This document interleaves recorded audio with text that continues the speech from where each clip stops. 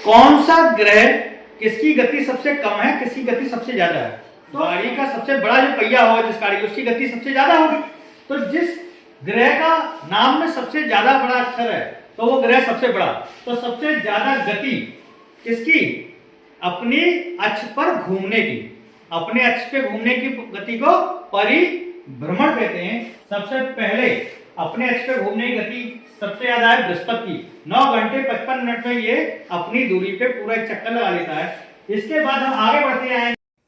अब जैसे जैसे हम आगे बढ़ते जाएंगे इन ग्रहों का परिभ्रमण काल बढ़ता जाएगा। तो इससे थोड़ा सा समय लेगा शनि। 10 घंटे 47 मिनट में शनि अपनी अक्ष पे पूरी तरह एक चक्कर लगा लेता है। इससे थोड़ा छोटा है अरुण। 17 घंटे 14 मिनट में अरुण अपना एक परिभ्रमण अपने अक्ष पे पूरा कर लेता है। इसके बाद में वरुण अपने अक्ष पर 16 घंटे में एक चक्कर पूरा करता है।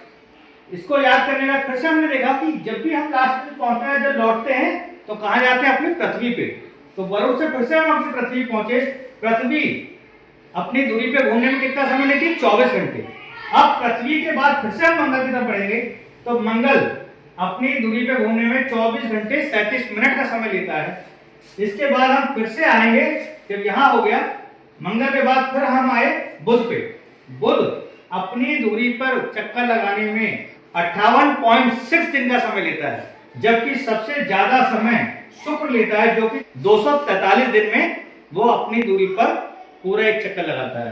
तो इस ट्रिक के माध्यम से हम सोलर सिस्टम में काफी ग्रहों की गति को समझ सकते हैं। और चूंकि 9वां ग्रह हमारा यम था, जिसको अगस्त 2006 में अंतर्राष्ट्रीय खगोलीय संघ ने उसको ग्रह की श्रेणी से हटा दिया, क्योंकि ग्रह होने के लिए कुछ शर्तें होती हैं, जैसे कि गुरुत्वाकर्षण के कारण गोल हो जाना चाहिए।